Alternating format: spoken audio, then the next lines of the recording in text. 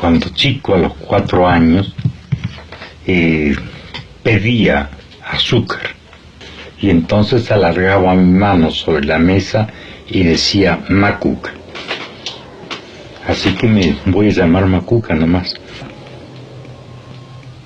Pertenezco a una familia de origen catalán. Mis 4 abuelos son catalanes.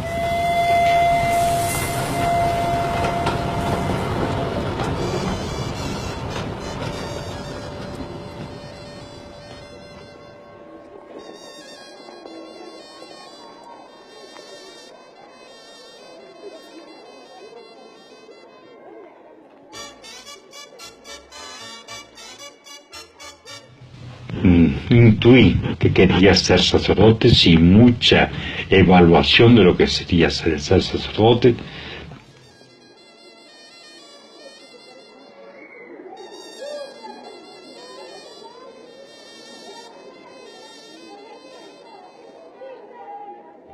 Al salir de la iglesia me encuentro con el sacerdote que guiaba mi vida espiritual y entonces le digo, mira, yo quiero ser jesuita. Me había educado con jesuitas, para mí sacerdote era lo mismo que ser jesuita. Mi madre me dijo, tu padre va a decir que sí, porque mi madre y mi padre hicieron una especie de trato cuando el casamiento, de que mi padre iba a respetar la educación de sus hijos. Mi padre me atendió una noche y me dijo, no, yo creo que ser sacerdote es una cosa muy santa, muy seria. Salí, me estaban todos mis hermanos esperando, y yo hice así con la cabeza diciendo que no me había dado permiso. Me dejaron solo, sin hablarme nada.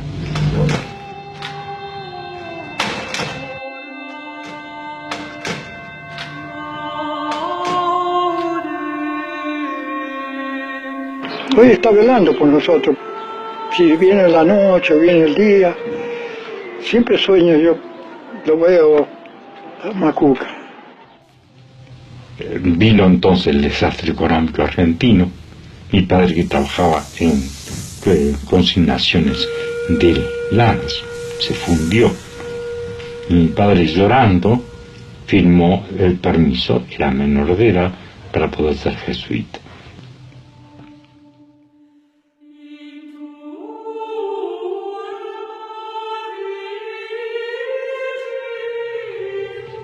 Yo viví mi vida religiosa con una especie de no reflexión de mis años de formación.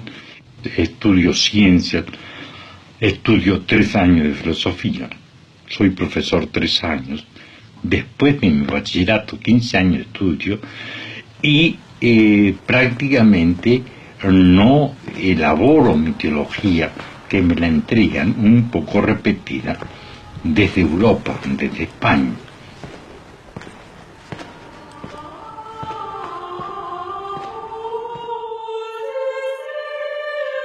A mí, pobrecito el padre Llora, nunca me podía hacer llegar a la iglesia, pobrecito.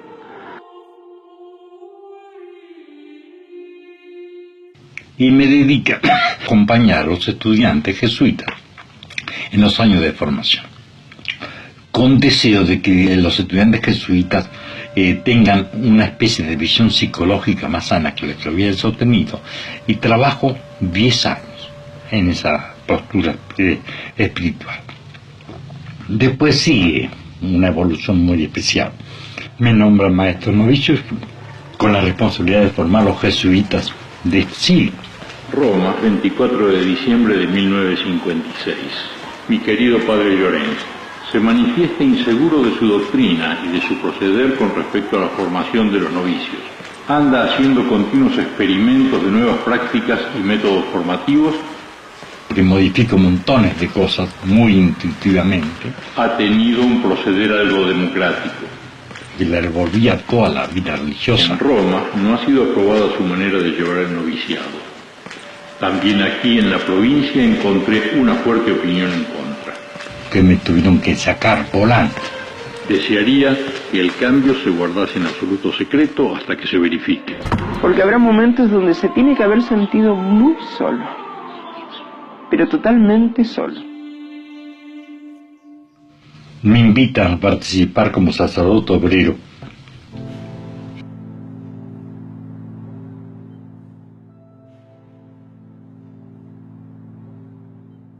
Cuando Macuca empezó a trabajar como cura obrero, contaba él las experiencias que tenía él con los obreros.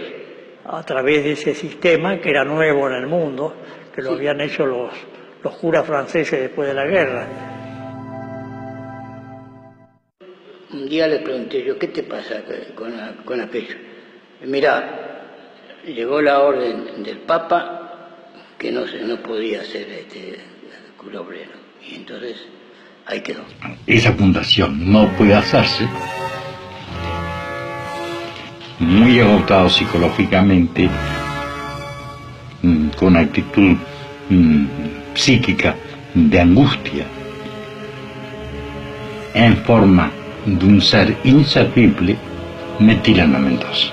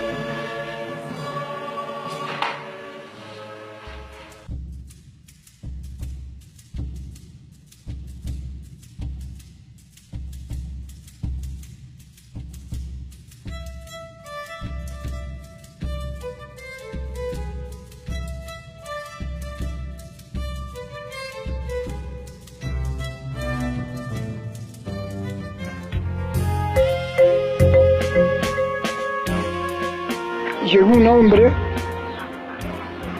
con su sotana, preguntamos quién es. Dice, es un cura. El padre José María Llorens, el cura Macuca. Entonces me voy a un basural, al basural de Mendoza, para hacerle casas a los pobres.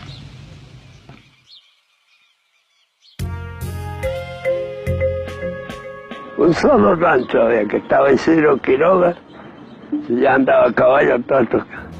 Ahí salía una luz roja de noche, a la madrugada, a los saltos así por de los montes. Y a mí me asustaba esa luz. Y al tiempo sacaron un rosario y una daga, estaba enterrada. Y después se desapareció la luz.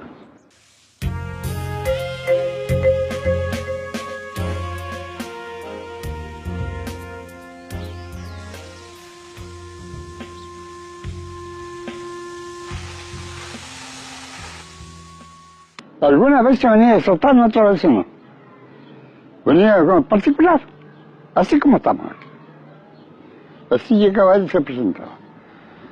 Y sí, me decía el padre.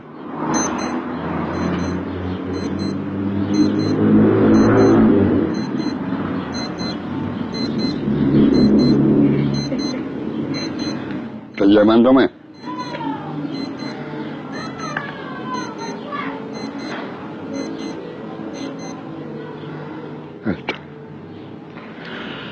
Ese es el llamamiento de él.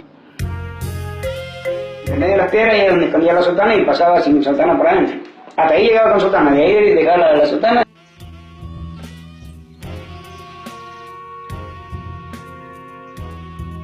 Cuando Marcial le dijeron que era un sacerdote, Marcial ahí nomás, viste, sí, lo trataba muy así, muy con sus cosas, porque no le agradaban mucho los sacerdotes, sí, lo que era la cuestión de cura y lo que era lo que es asistir a las iglesias, nada. Íbamos, le ayudábamos a levantar paredes con adobe a una viejita, doña Tomasita. Comprábamos palos para que pudiera poner el techo. Y llegó un día el padre Lloren y ya lo vimos que empezaron a ayudarle ahí a pasar adobe, a hacer vasos, y levantar las piezas de la viejita. Y venía con unos tarritos a llevar agua.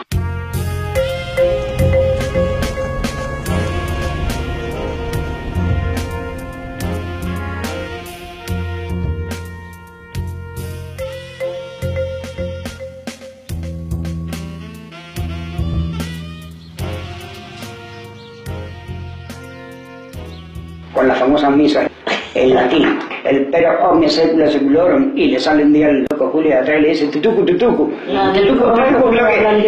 lo miró Llorén así y le hace afuera. Empezamos una especie de ilusorio banco de pobres. En la iglesia de la que se nos cayó, la noche anterior habíamos estado en fiesta, ¿te acuerdas? Era una choza eso. Bueno, no es choza. No es choza, no degradé, no degradé. La gente de afuera, ¿qué es lo que pensaba de nosotros? Bueno, éramos nosotros. vos dijiste que era una choza. Lo que decían, no, era una choza lo nuestro. Eso para mí era orgulloso.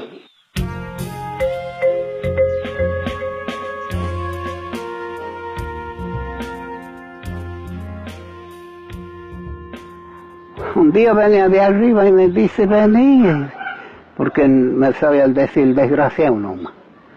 Vení, desgraciado, aquí estoy, vení a donde duermo. Vea, padre, le digo, usted perdóname, usted está en su puerta de su sagrada casa.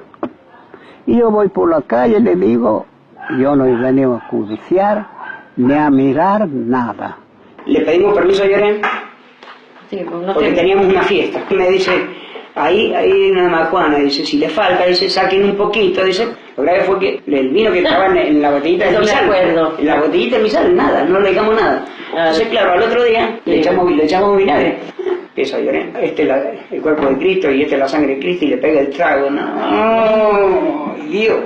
Lo entramos a tentar todo, así que... Y no hace. A nosotros como que niños no nos dábamos cuenta, queríamos ir a ayudarle, a hacer las florcitas de papel para hacer las coronitas, para ponerlas, porque se morían los chicos. Entrar a la ambulancia y nosotros todos acompañando, los niñitos llevábamos los cajoncitos. Y bueno, a vos te parece un poco como normal, pero no es normal eso.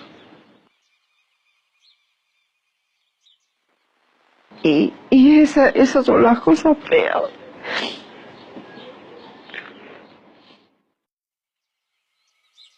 No sé si lloro de tristeza.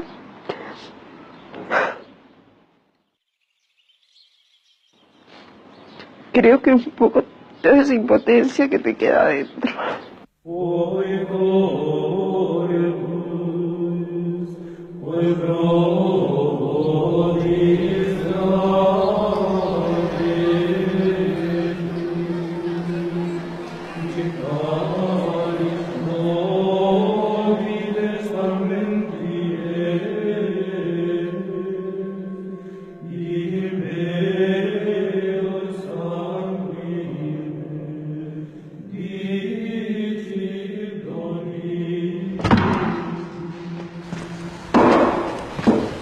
Intuyo que por ahí no va la cosa. Entonces me voy a Chile a estudiar el asunto. En Chile hacía 10 años que los jesuitas habían comenzado un tipo de acción social muy moderna, muy clara, con un padre Hurtado.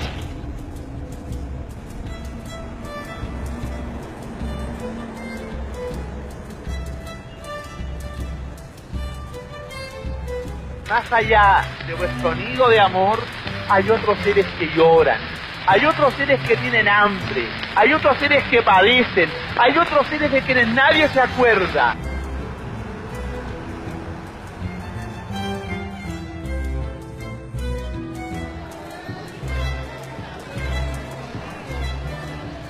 Entonces devolví al basural. Yo perfectamente inútil porque no sirvo para organizar.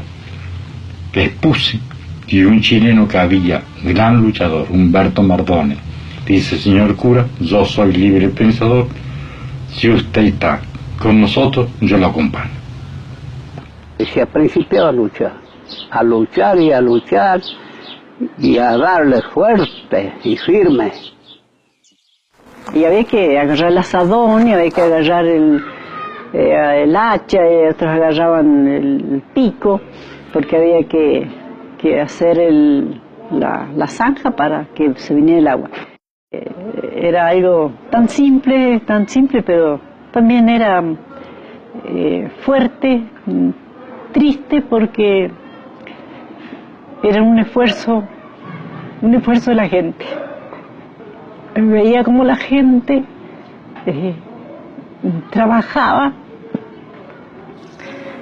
como sufría para obtener esa agüita.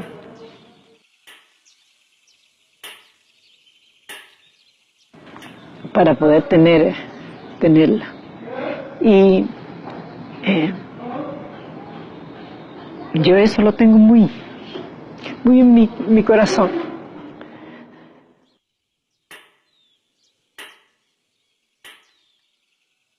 Hemos seguido hasta que hemos llegado a un acuerdo entre todos los hombres. Formar una institución para bien del barrio, que se podía hacer por el barrio. Y se ha principiado a hacerse la cooperativa y a hacer los socios y todo. De que se redactaron los estatutos y se le dio el nombre de Cooperativa Integral Valle General San Martín.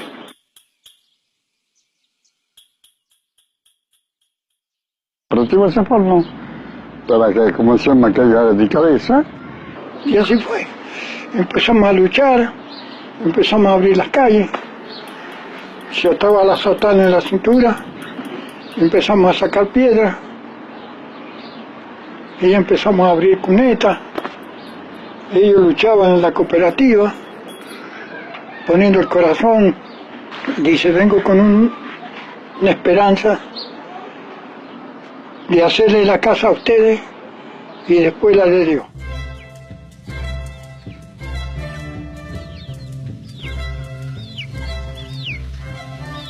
Hicimos el asfalto. Y entonces trazamos las primeras casas del basural y hicimos el oficio de comuna. Nosotros repartíamos los terrenos, trazábamos los lotes. Algunos eran contrarios, otros no. Pero como usted siempre, en la cocina, cuando no le falta sal a la comida, le sobra.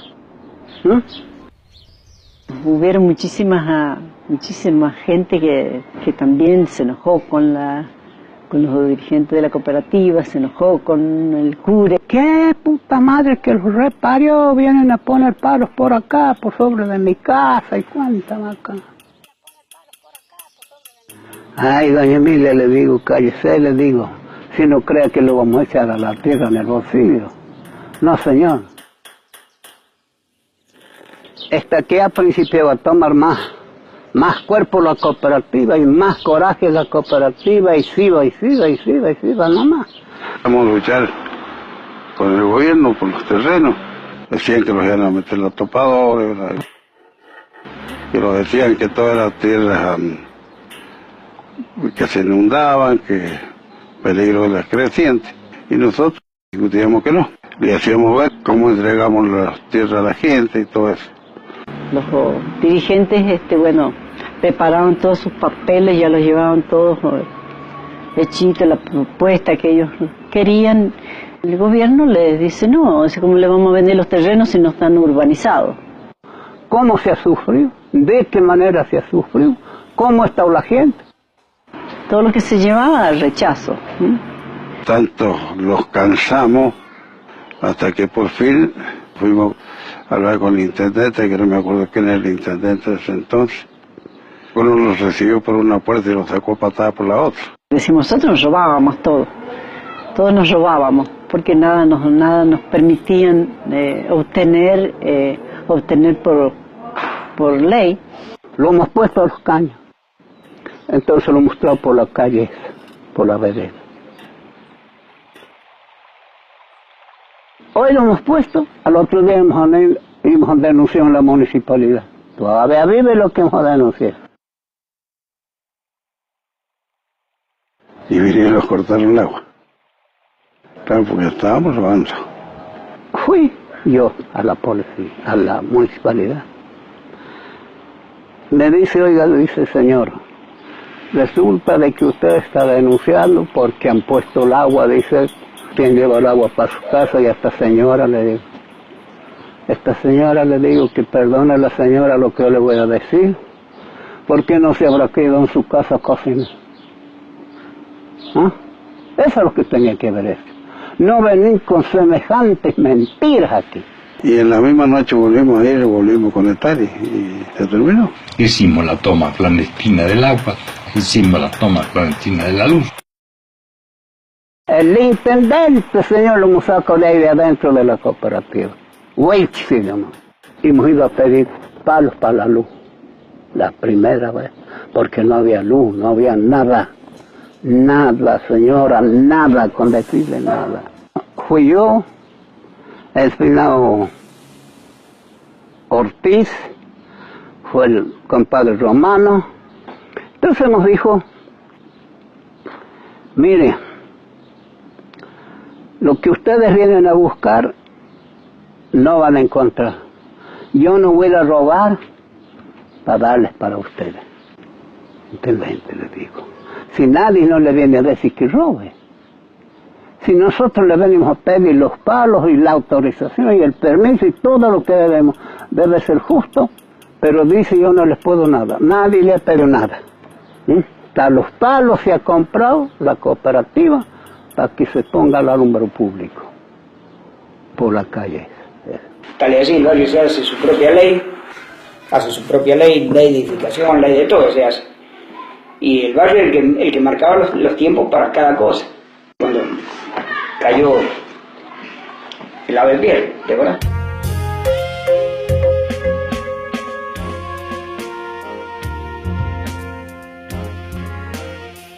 Era el tiempo de los militares y fueron al aeropuerto, el gobernador, el jefe de policía, estaba Macuca, que ha ido con un camión, con los muchachos de él, en el camión le iba a recibir.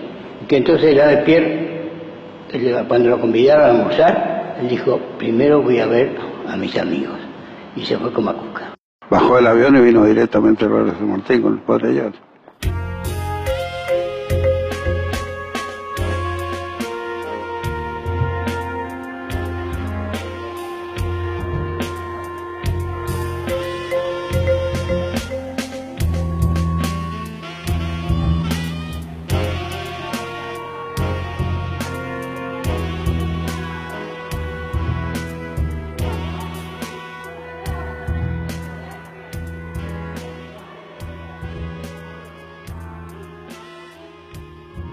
La vie, c'est un peu de temps donné à des libertés pour, si tu veux, c'est libre, pour apprendre à aimer. Et aimer, c'est quand tu souffres, j'ai mal, et ta joie est ma joie.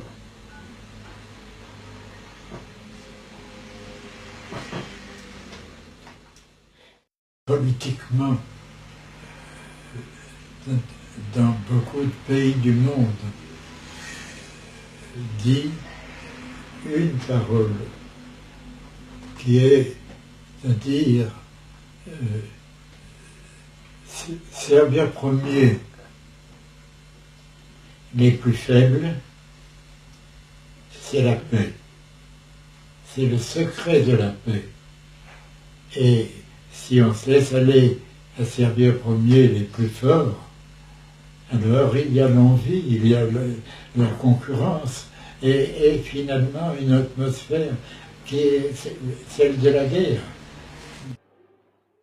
C'est l'Évangile, ce n'est pas une imagination de ma tête, c'est l'Évangile.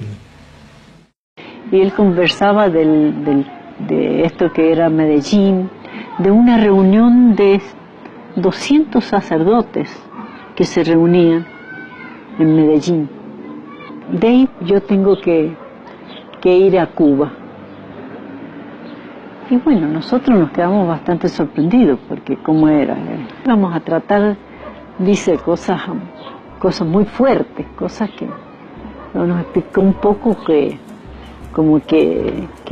era una cosa muy grave, que nos encarga que recemos mucho y que, bueno, así quedamos nosotros, se fue, que se va, y bueno, y va a ir por Cuba, va a ir a Cuba, y ¿qué? Entonces esto es algo raro.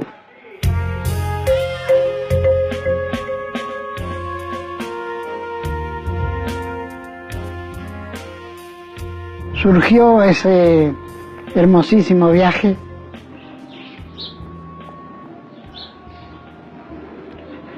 por Latinoamérica. Realmente teníamos la noción de lo que era, pero jamás pensamos que era tal la sumisión de los pueblos hacia el poderío del país del norte.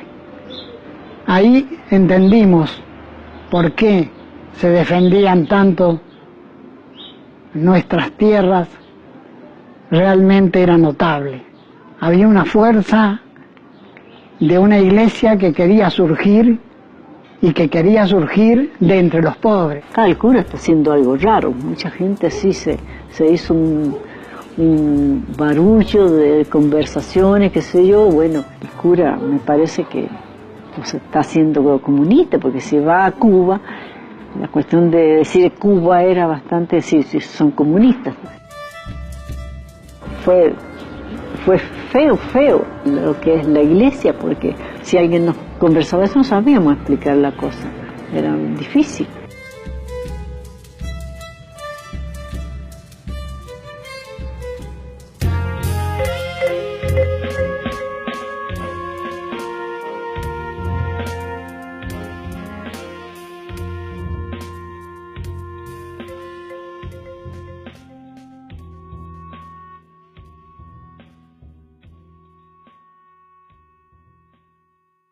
Specialmente antes del Concilio Ecumenico, un'epoca di grande ortodoxia, digámoslo, se entiende que sufrió bastante. La opción de Macuca fue una cosa muy audaz, de mucho coraje.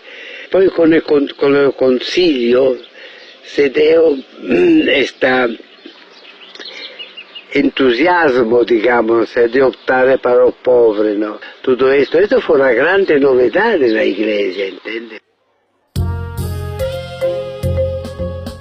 El Concilio Vaticano II marca una época en la Iglesia que ha sido clave, así absolutamente, no solo por las consecuencias externas, se dejó de decidir la misa en latín y de espalda al pueblo, se dejó de usar la sotana o el hábito como cosa oficial para todo el mundo, sino que marcó sobre todo un modo de concebir el lugar de la Iglesia en el mundo y el para qué. Cuando él vuelve de todo eso, la gente lo recibe, pero alguna gente lo recibe con muy cara de decir qué pasa, y seguramente muchos lo enfrentaron. Y bueno, cuando íbamos a hacer la misa, resultó que nadie vino a misa.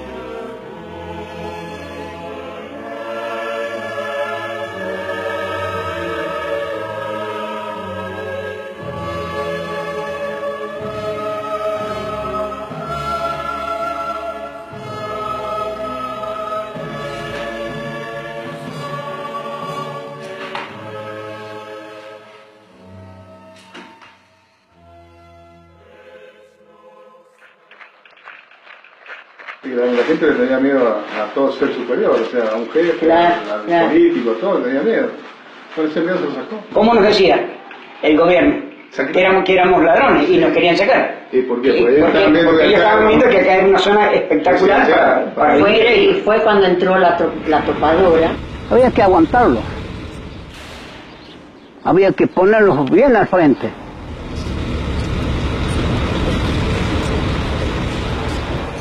La enfrentamos, no le teníamos miedo a la noche ni al día.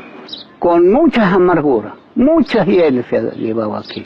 Nos tiramos a la calle cuando venían las topadoras a voltear las casitas que hacían. Padre Llores fue uno de los primeros que estuvo allá adelante y no, aquí ustedes no van a pasar.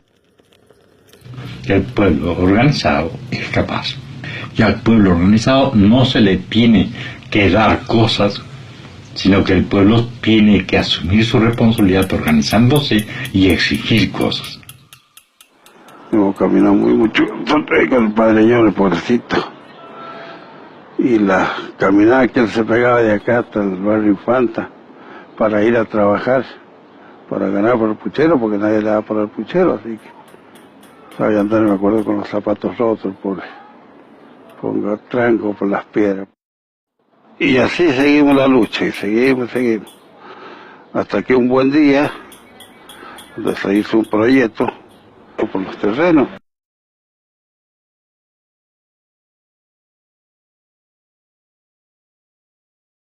Caminando y andando. Dele andar y dele conversar con uno, conversar con el otro, conversar con los abogados, si no los querían entregar aquí. Porque que eran fiscales y que, imagínense. Y si es con más razón se hacen fiscales, tienen que entregarlo. Llegamos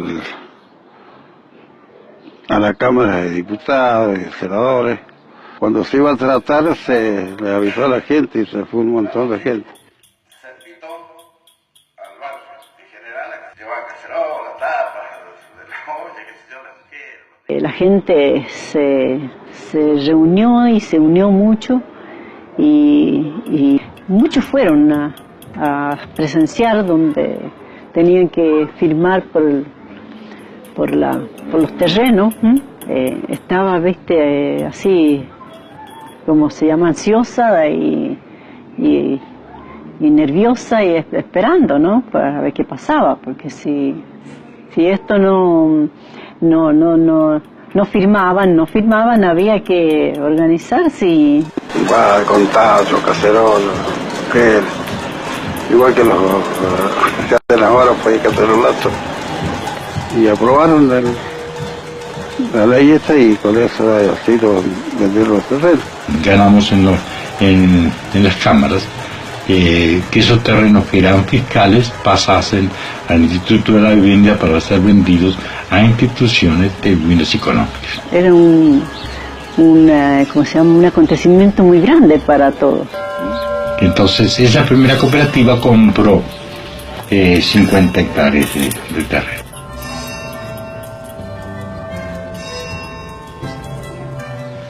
Pero yo seguía viviendo en la ciudad. Y los jueves por la reunión de cooperativa y sábado y domingo para ayudar a los pobres.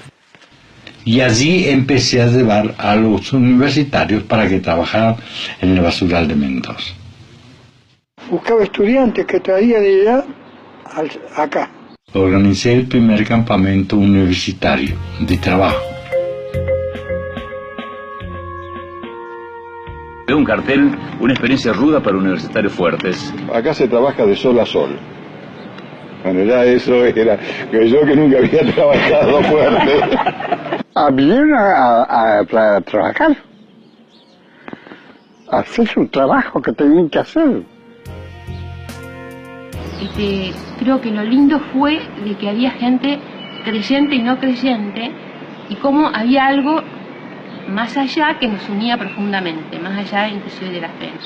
Lo que yo creo que realmente fue revolucionario en el CUT es el hecho de ser una experiencia donde nos pedían que nos olvidáramos de todo lo que habíamos aprendido, ¿no? Nos vaciáramos y nos acercábamos a los pobres con actitud de discípulos y no de maestros. Venían los estudiantes, pero no venían a mirarlos a nosotros. Venían con ese sueño de ayudarlos a nosotros. Y saber ligado a dignidad también, ¿no? El reconocer ese saber es reconocer la dignidad de esa persona y de lo que te puede dar y que vos podés aprender, ¿no? Yo me acuerdo que dormíamos muy poco porque trabajábamos mucho y los días que no nos tocaba ir a hacer adobe había brigada de cocinar y cocinábamos y trabajábamos muchísimo. Y después no teníamos sueño porque era tan maravilloso todo lo que estábamos viviendo, ¿no? Que nos quedábamos hasta tardísimo hablando. Nos reuníamos todas las noches y hacíamos un fogón ahí en el patio, grandote así, a charlar. Así que ahí eran las charlas que teníamos hasta las 12, las 1 de la mañana, con los muchachos, todo. Antes de bailar, no, iban a, como se llama, bailaban y se acostaban ahí a un rato, a dormir, metían las bolsas, ahí estaban, y así. Una experiencia tan fuerte, tan especial. Y comenzaba realmente a crear una nueva, a construir una nueva, un hombre nuevo, digamos, ¿no? Sobre la base de lo personal, de la entrega, de la responsabilidad, ¿no? Y de creer en un ideal, ¿no? Esta necesidad de cambio, de crear una sociedad justa, ¿no? Que no solo era en la Argentina, sino era en América Latina, era en el mundo, ¿no? Y así se ha extendido casi a toda la República el asunto del barrio San Martín. Hicimos el campamento en Salta, cerca del límite con Bolivia. Los aborígenes, los pobres,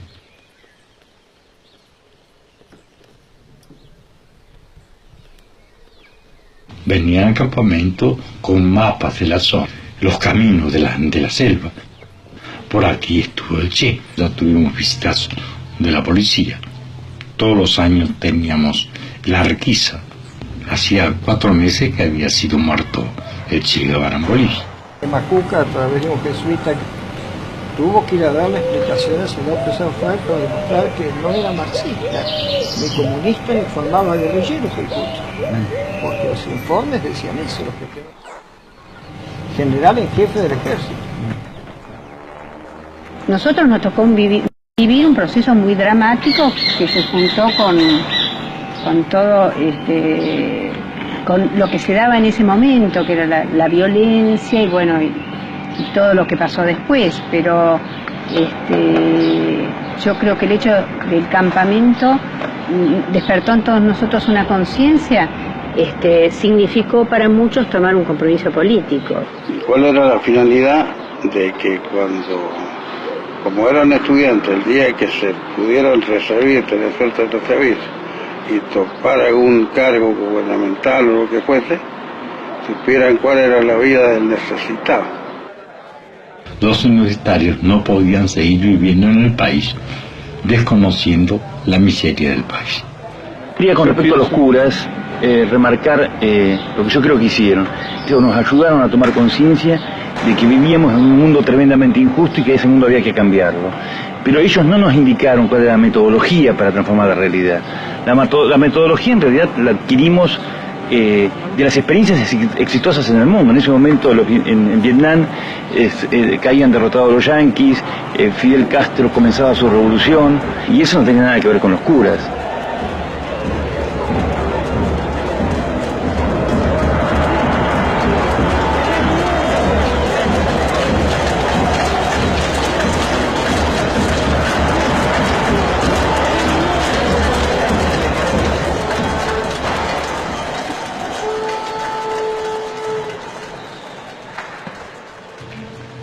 Entonces no es un problema de que los pobrecitos hay que ayudarlos.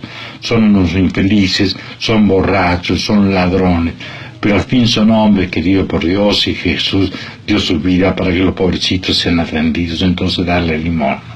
empezamos a darnos cuenta de que no, por ahí no iba la cosa. El vivir en una villa no es fácil. Yo creo que no es fácil para uno ni que el otro de afuera tampoco te entienda.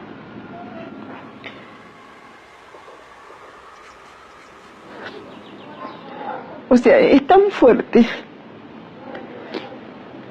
que así como te unís demasiado a tu familia y a los que comparte con vos la villa, porque te unís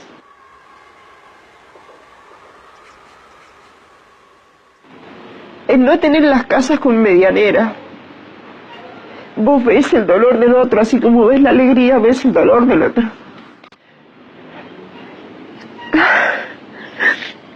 Y no solo se te quedan los dolores tuyos, se te queda el dolor del otro.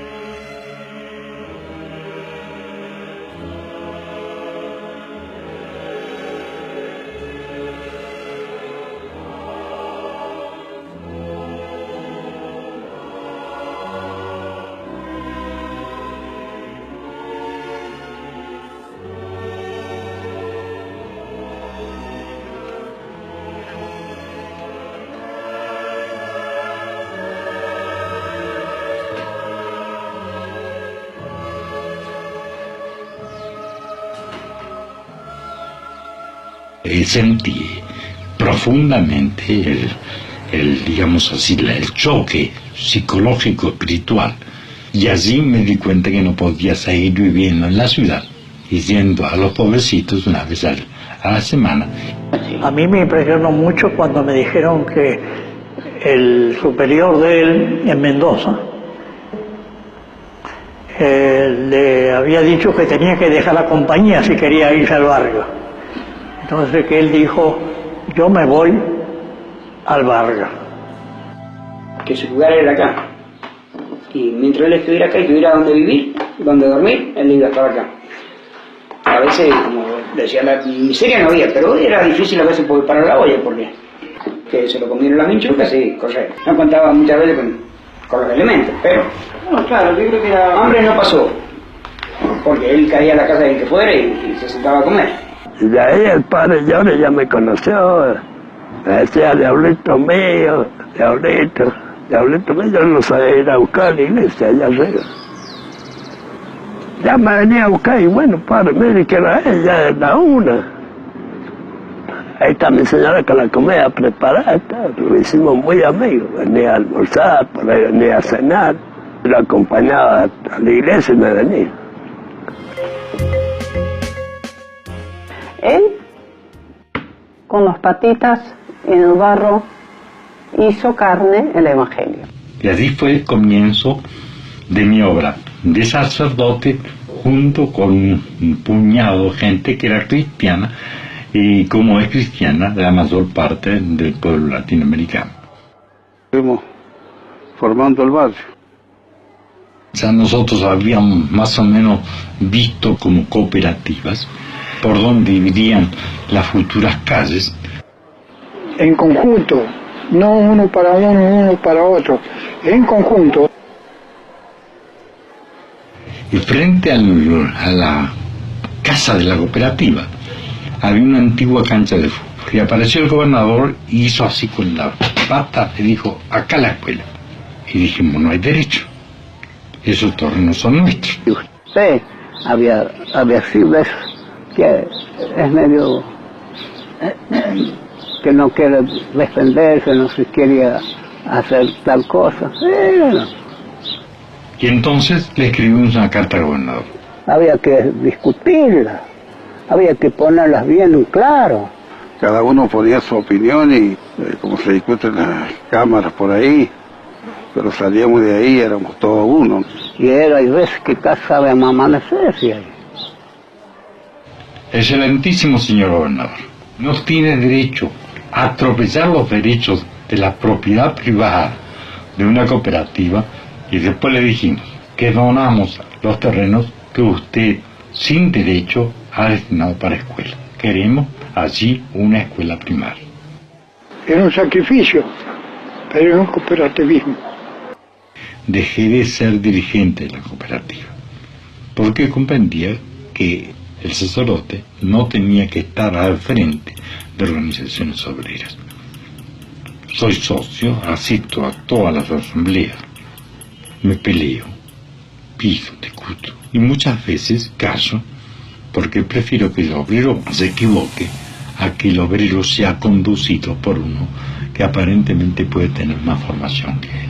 Una de las cosas que yo pude hacer desde que conocí a Llorens es la oración.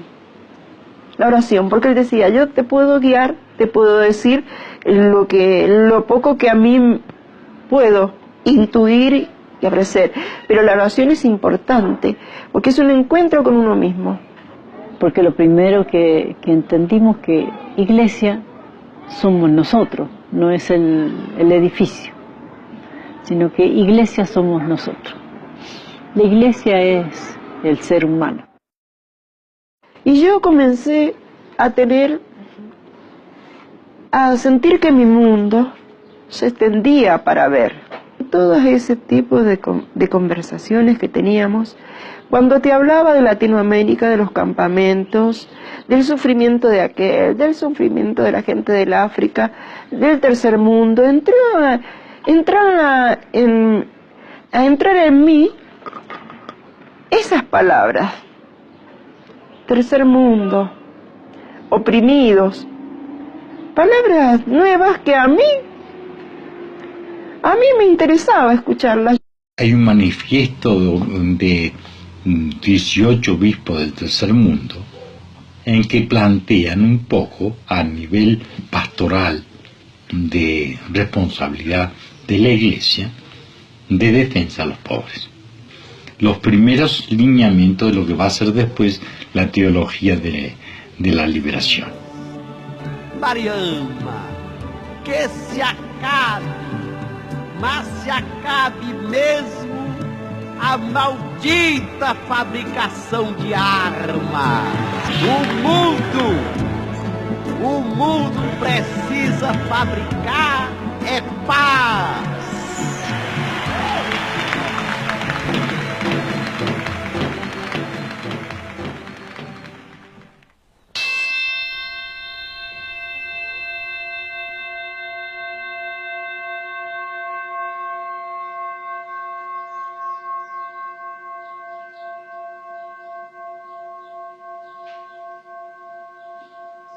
La teología de la liberación, que fue una interpretación teológica, una lectura teológica de esta opción para los pobres, que la única teología que el hombre de mañana será capaz de entender es la teología de la liberación. La religión me interesa en cuanto es un camino de liberación de toda la humanidad. Ma un camino,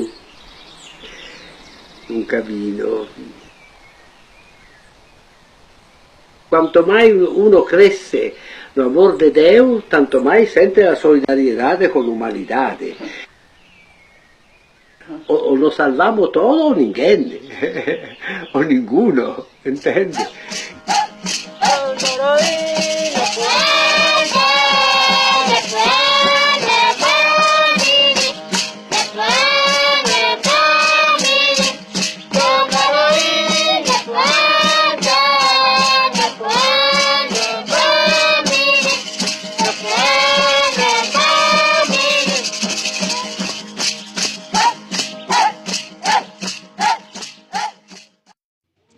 Y en Argentina se hace un movimiento de sacerdotes por el tercer mundo al cual me integro.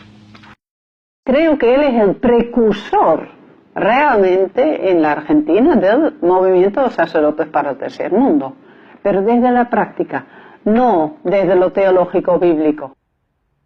El movimiento de sacerdotes del tercer mundo, para el tercer mundo tuvo una figuración muy fuerte por un lado de crisis, mucha gente dejó el sacerdocio o la vida religiosa, pero por otro lado de un crecimiento y de una nueva manera de estar presentes en la vida de nuestros pueblos y de la sociedad en su conjunto muy rica.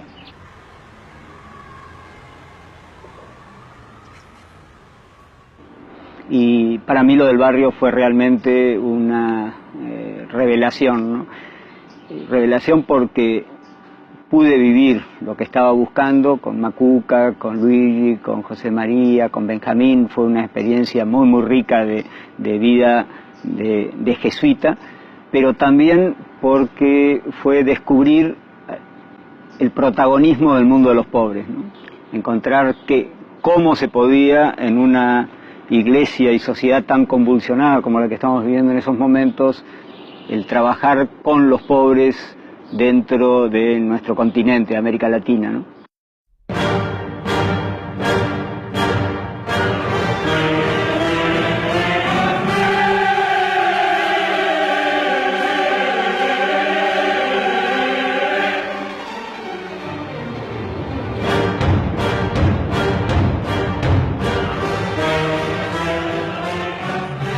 Desde entonces voy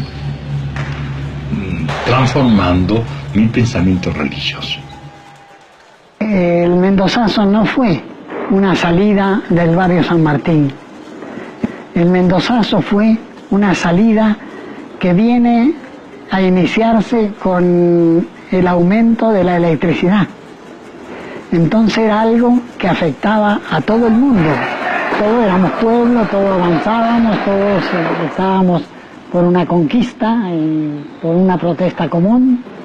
Y el magisterio fueron los primeros que fueron perseguidos en el mendozazo porque los rociaron con cuanta colorante y chorros de agua, y que se acopló, diríamos, toda la ciudad.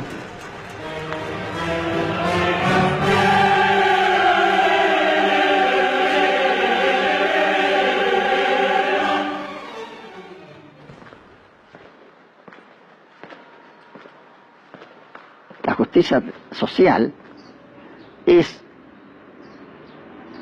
el grado mínimo del amor. Entonces, el Evangelio nos exige que luchemos por la justicia dentro de los pueblos con la gente que está en situación de injusticia, como una dimensión del Evangelio.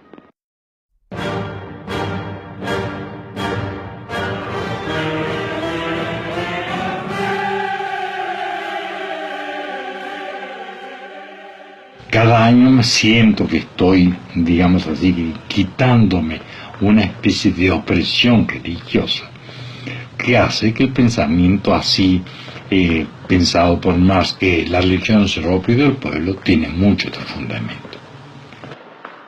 Pero tiene mucho fundamento religioso.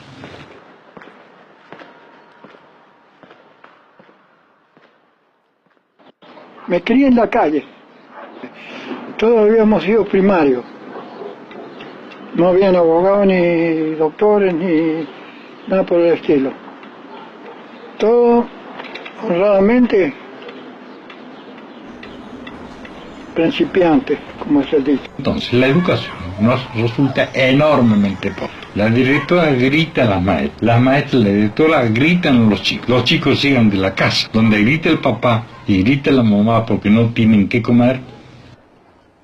Se preocupaba por la educación de los niños. Te dejas vencer, digamos, ¿no? Te puede la necesidad.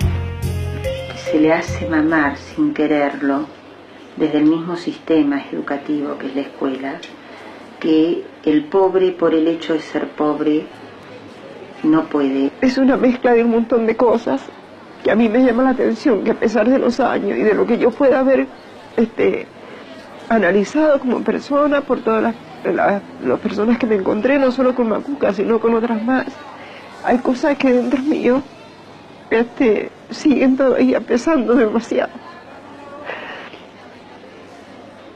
No puede esa persona crecer en autoestima, en quererse a sí mismo y en descubrir lo que puede.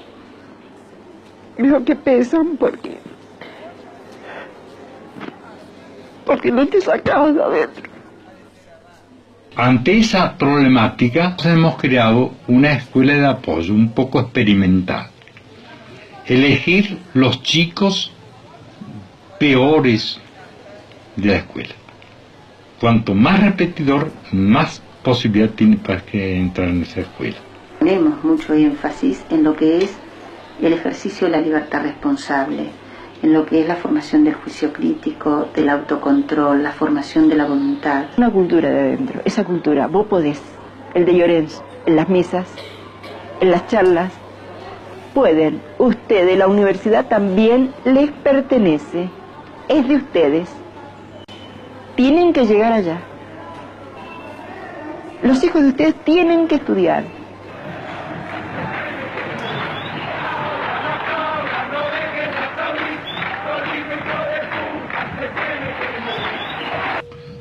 Cuando la cosa empieza a ponerse un poco brava es el año 73. Empieza la actividad de las 3 años.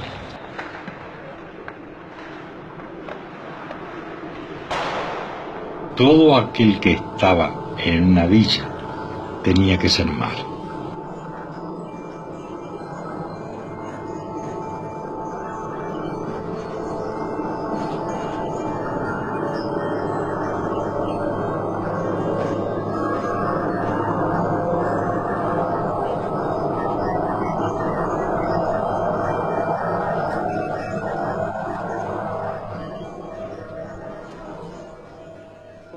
Muchas veces tenía reuniones que nosotros no asistíamos. Estaban todos los sacerdotes para el tercer mundo y hicimos nuestras primeras reuniones ecuménicas acá en Mendoza con él. Llegaba aquí a conversar, se lo notaba él, que él decía, estoy como a veces enojado y a veces triste y a veces estoy preocupado, le decía. La única vez que no dormí en el barrio, porque estaba en un encuentro ecuménico, me avisan de que han puesto una bomba en el barrio. La bomba fue demasiado fuerte en la puerta de su dormitorio. En un jeep pisaron el barro, se resbalaron y la bomba no cayó en la casa. El que vivía en una casilla al lado, la bomba lo levantó como 2 metros y lo tiró como a 2 o 3 metros después. Él sabía que le mandaban a grabar en la misa. Él sabía, tenía espiones en la misa. Pero nunca fue ni agresivo. Los tenía inclusive reconocidos. Pasaron momentos muy feos, muy feos. El padre, yo muchas veces lo vi con su cabecita caída. Y hay que tener una fe muy grande, porque habrá momentos donde se tiene que haber sentido muy solo, pero totalmente solo. Porque es tu fe y lo que intuís, y hacer lo que vos sentís, aunque tu contorno esté pensando totalmente diferente. Cuando estábamos en una reunión de los alfabetizadores de Dinea, llega la policía provincial, nos detiene, fueron largando a los docentes y quedamos un grupo de una pareja del barrio, otro muchacho y yo, que quedamos como detenidos acusados de todo lo que se podía pensar, ¿no? Tenencia de armas, asociación ilícita, etc. Empieza todo el juicio, del cual quedé libre a los 15 días con libertad condicional, y luego la federal me secuestra, estuve 3 días desaparecido y recién después me blanquean estando a disposición del Poder Ejecutivo, ¿no? Del PEN, hasta que pude salir fuera del país con la opción de salida del país.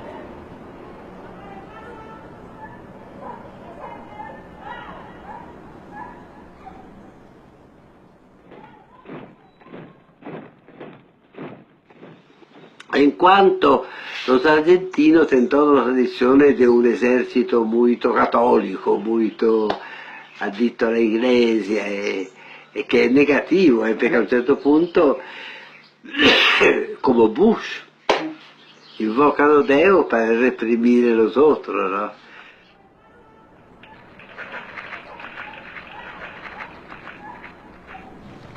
En el barrio San Martín, dos chicas que se dedicaban únicamente a la catequesis, y catequesis un poco tradicional, enseñar, desaparecen de repente. El único pecado, haber estado en un barrio pobre enseñando catecismo.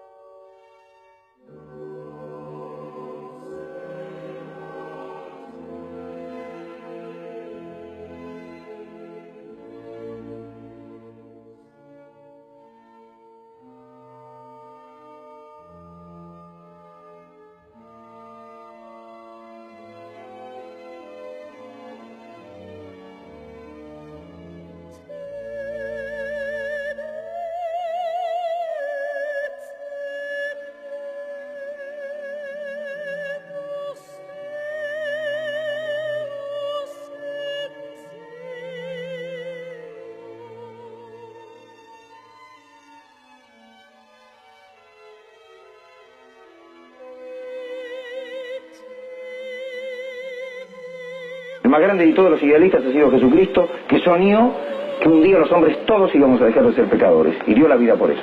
Yo creo que el que no es idealista es un cadáver viviente.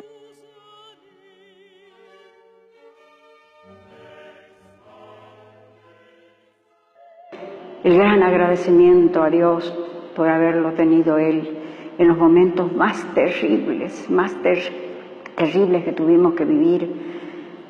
Su solidaria presencia, sus líneas, sus visitas a las cárceles de mis 4 hijos,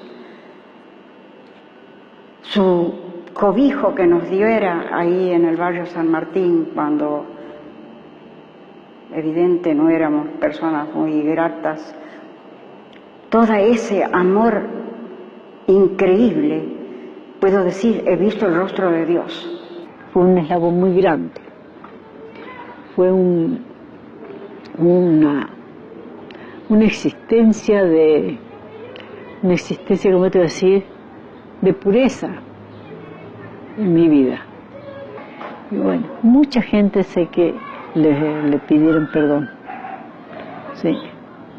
Mucha gente ha pedido perdón, le han pedido perdón por haber pensado que él era comunista y que lo ¿cómo se llama? Que lo rechazaron, que dijeron, que lo despreciaron por solo hecho. Más de una vez él dijo, si ser como soy es ser comunista, soy comunista. Es así. Pero él no se arrepentía de haber hecho lo que había hecho. Y después nosotros con el tiempo vimos claro también esto, que era ese cambio de vida, es decir, el pensamiento de lo que era la fe, la religión, de lo que era el ser cristiano. Mucho tiempo después, muchos de nosotros nos dimos cuenta de todo eso.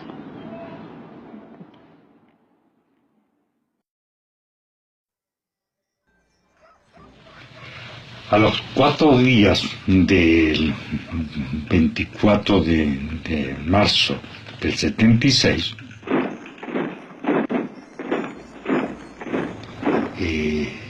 apareció un auto de la policía, posiblemente del ejército, va detenido, me dijeron.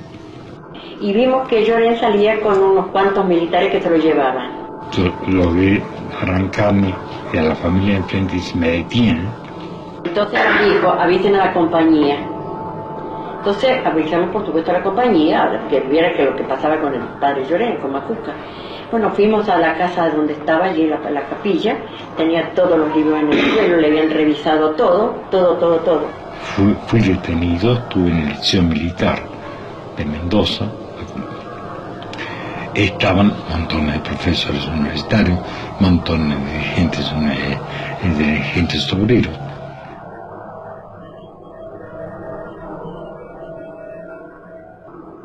No sabíamos qué iba a pasar.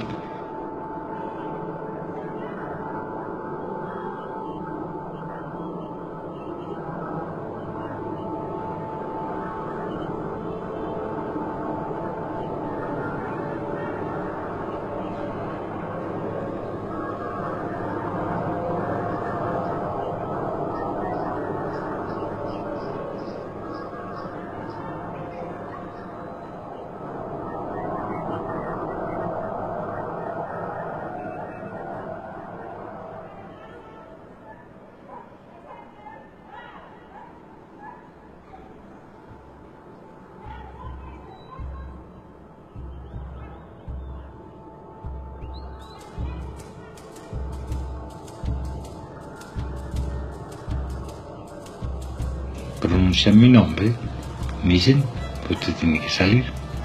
Los que me llevan son los de aviación y los que me liberan son del ejército, porque todavía en roce.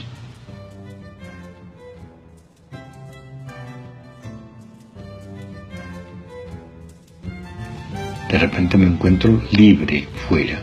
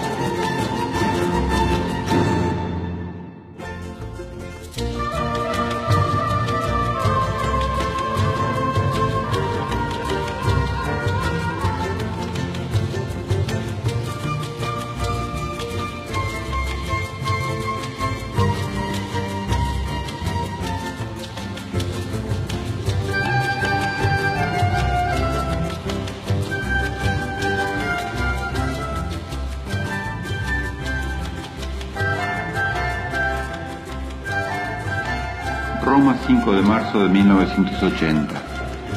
Mi querido padre Llorens, se acerca ya el 50 aniversario de su ingreso en la compañía, que se siente orgullosa de un hijo como usted.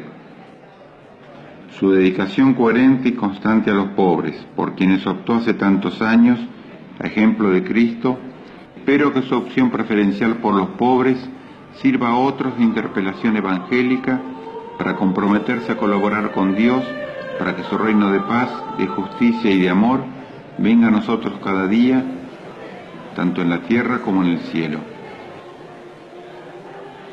Para mí era grandioso porque era de otra manera como se vivía, en lo que nos explicaba la Biblia, en lo que nos dejaba hablar, porque no toda la gente tenemos la facilidad de palabra, un estudio, otra cultura.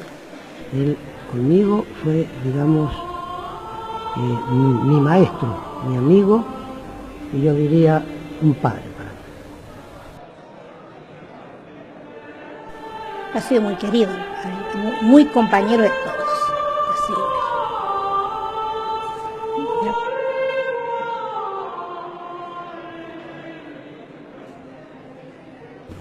Esperemos de que desde el cielo, de donde ya se encuentra al lado de Dios, nos siga iluminando y dándole la fuerza a este barrio, que gracias a él es lo que es ahora.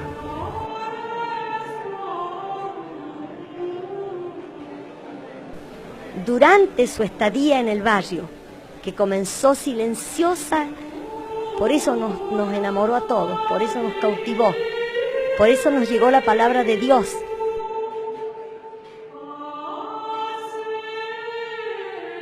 Que fue el líder natural de todos los tiempos, que fue el hombre que murió por el barrio San Martín, que fue el hombre que tomó la opción del pobre y que en él vi al Cristo obrero, vi al Cristo perseguido, vi al Cristo que sufrió y murió por los otros, al hombre comprometido, al hermano, al amigo, al cura gaucho y compañero.